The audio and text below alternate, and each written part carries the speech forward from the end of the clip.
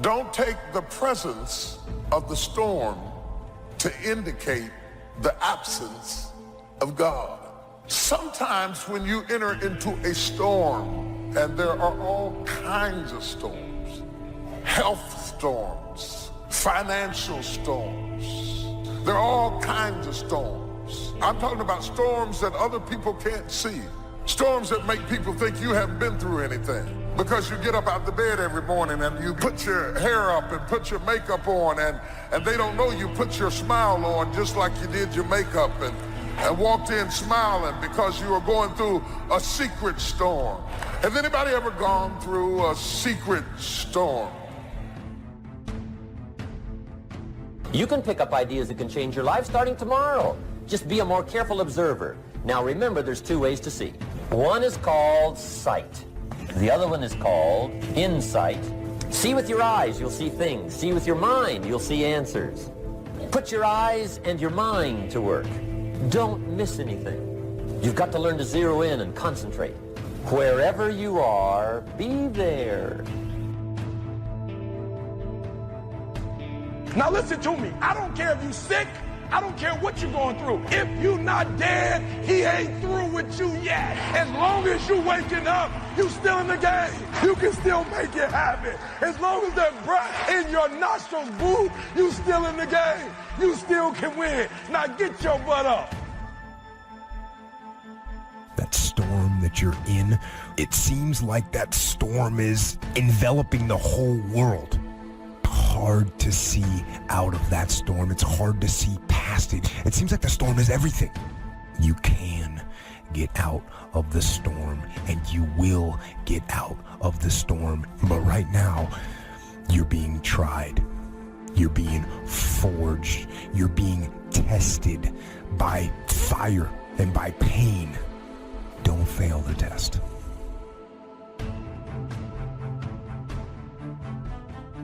And if you're not careful, you will allow situations in this life to cloud your perspective. And you will allow moments in this life to take away the hopes and the dreams of tomorrow. Failure, it's not final, it's formative. It's part of the journey. How are you gonna learn if you don't ever fail? Failure is fuel for your future. Failure is a part of your story. The only time you fail is the last time you try. You need to get the right perspective on it, because this failure, it will not end in death, but this failure is a part of you being formed.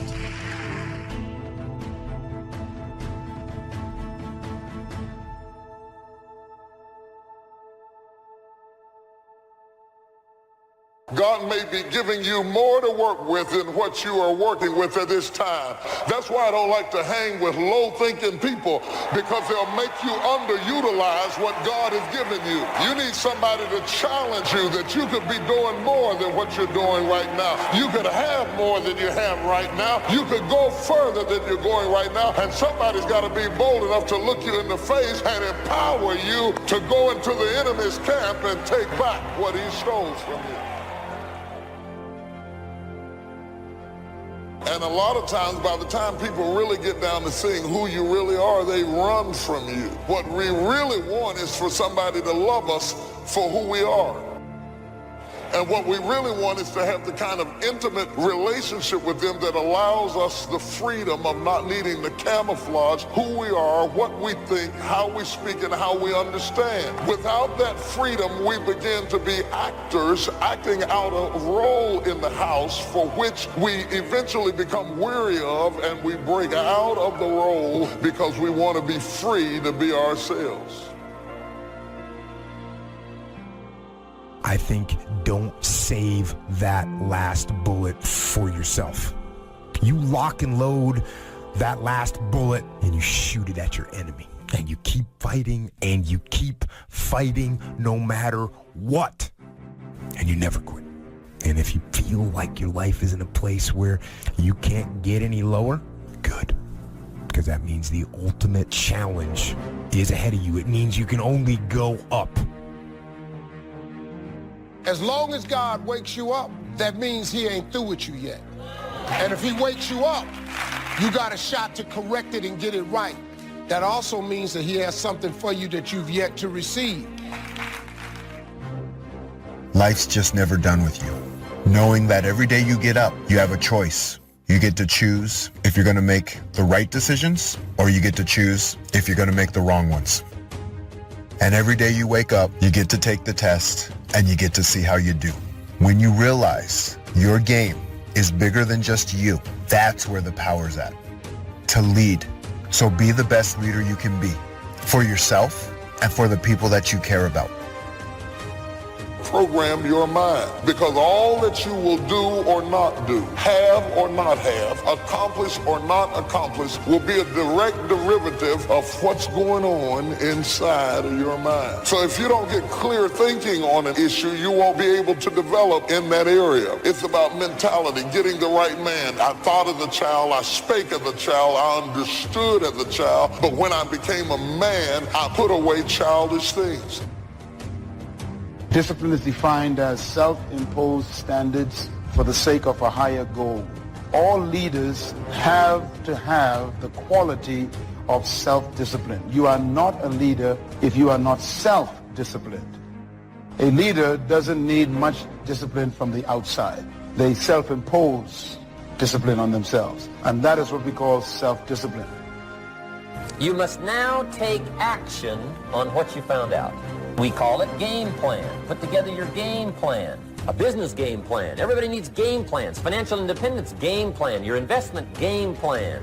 I often ask somebody, what are you going to do the next 6 months? And somebody starts to tell me. I say, no, don't tell me. Show me.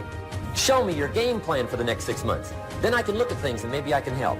Put it on a game plan. Take action on what you found out. Now here's the best word I know of to go with action. Massive. See, that'll change everything. You are everything. Keep trucking and keep doing the things that you need to do. There's greatness in you. Say it as many times as you have to. It can even start as a whisper. There's greatness in you. But keep repeating it, because the mindset works best with consistency. Even when it hurts, even when it's hard. Keep moving forward. Keep doing what you need to do. Keep believing in yourself. There are moments in our lives that we feel completely alone. We feel as though no one knows what we're going through.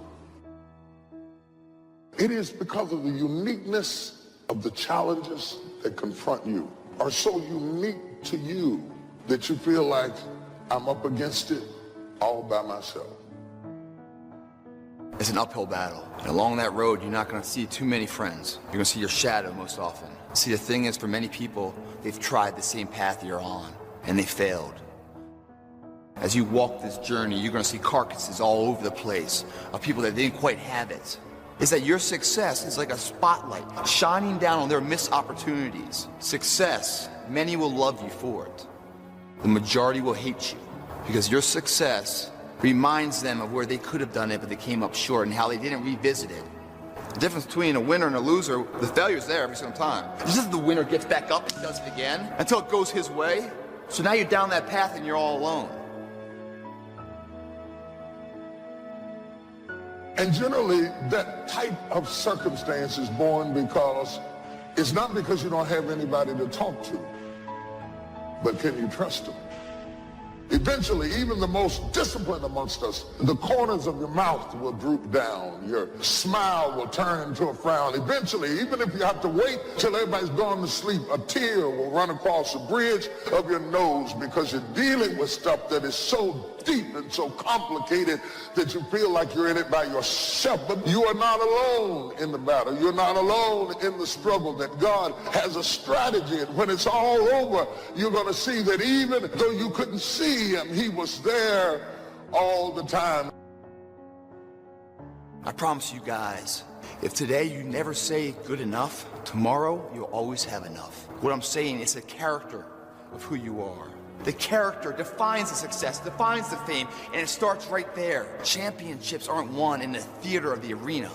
They're won in the thousands of hours in the training room, in the labs, in the 5 a.m. runs. When everyone else is sleeping, that's when it's won.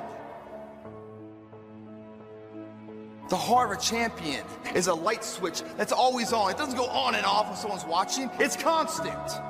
It begins right now with no one looking, man. And how you hold yourself, how you see yourself. What do you do when no one's watching? If you do it then, I guarantee you, you'll be doing it when everyone's watching.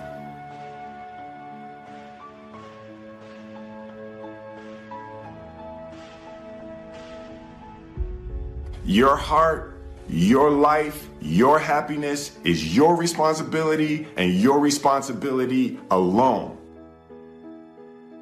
It's not your fault if your partner cheated and ruined your marriage, but it is for damn sure your responsibility to figure out how to take that pain.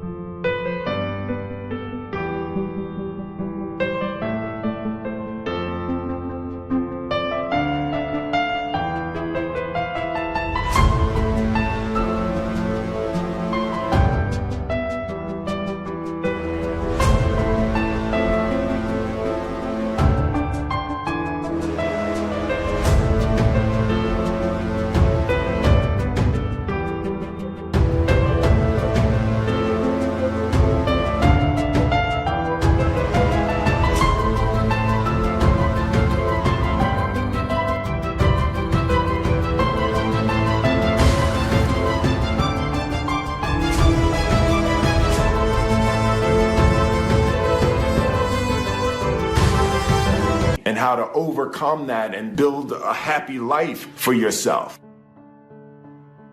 As long as we're pointing the finger and stuck in whose fault something is, you're stuck in suffering. The road to power is in taking responsibility.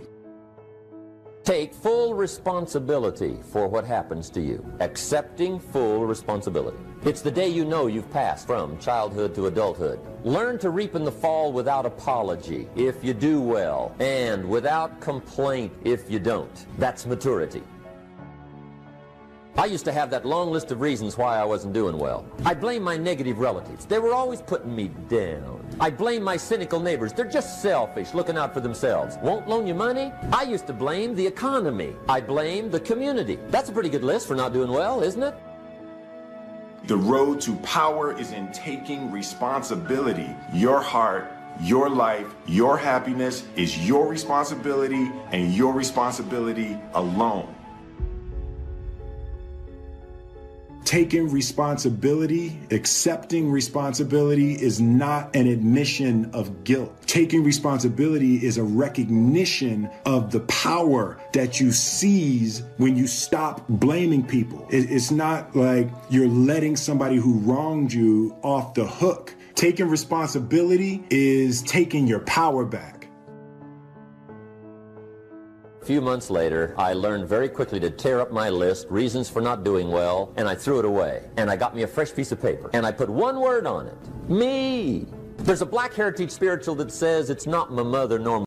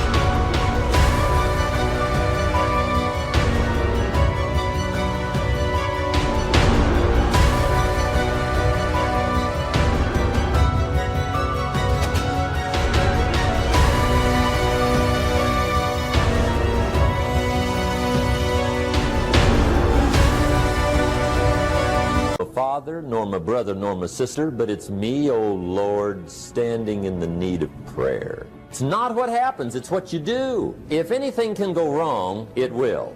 That's one of Murphy's laws.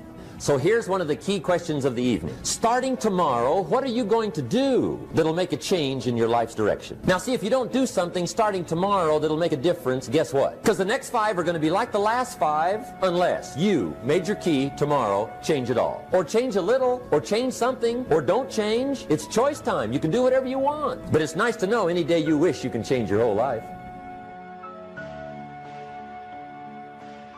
We go through the actions of commitment, but we're not really committed. We're not really connected. We're not really joined because we have no understanding of our responsibility to any relationship. You cannot have true relationship without reciprocity. You cannot get into a relationship to get and not give. You collect anniversaries, you've got a lot of birthdays, but you've never been the person that you could be because the could be is locked up behind commitment, and until you're committed, you'll never get the could be. Wonder what would have happened in school if you'd been committed. Wonder what would have happened in your marriage if you'd have really thrown your whole self. You've always been casual.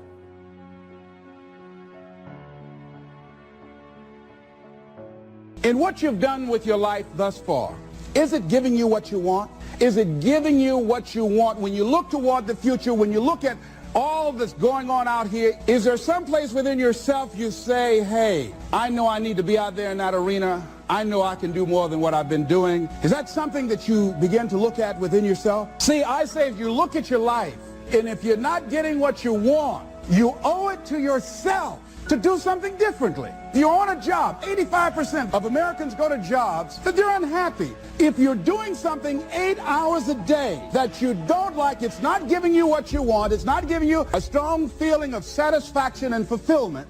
If that's what it is, you owe it to yourself to start strategically working to change directions.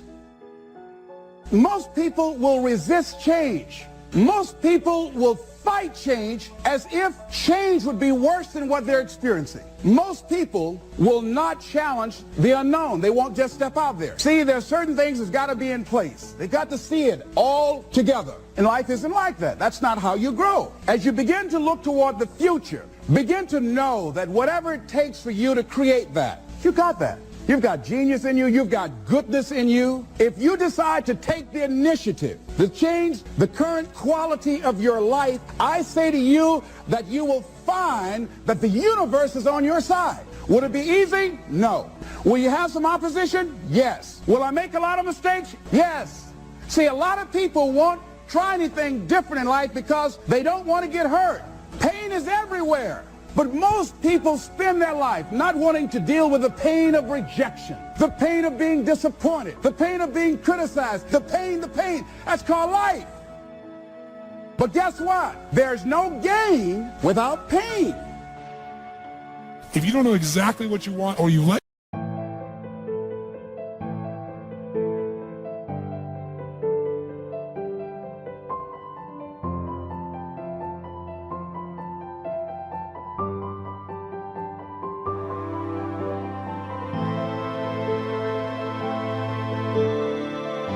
yourself get beyond that into something general, you're not going to achieve it. Clarity is power. You got to know the specific result you're after. What do you want? Why you're doing it? Because you know what? You may get a big goal as soon as I want to make $1 billion. I want to bring peace to the earth. Why? Because as soon as you come up with a goal, all the obstacles show up. So you got to get yourself past that. And the way to get past that is have enough reasons. Reasons come first, answers come second. To ask intelligent, you got to know why you want it, have enough drive to make it happen, enough juice to make it happen. If you don't have enough reasons, you will not make it happen. What is going to get you to actually fall through? Because the first plan's not going to work and the second plan's going to work, so you better have enough plans. If the first two don't work, you still got something else. Otherwise, you're going to be having excuses why it didn't work. That's a pain. Don't you know that's something? When you know, I was in a seminar once and this lady stood up. If I had my life to live over again, she talked about all of the things that she would do. And you can feel the pain of regret in her voice. She was trying not to experience the pain of defeat, the pain of disappointment, the pain of loss, and she still experienced pain. It was right there. Most people are governed by their habits, their fears, and the opinions of others. A lot of people never try anything differently because they have been convinced by people in their lives that they value that they can't do it. They're living within the context of the opinions that other people have of them. The low expectations. Many people doubt themselves because when they thought about doing something at some critical point in their life, somebody they respected and honored, someone they trusted said, "You can't do that." And they accepted that.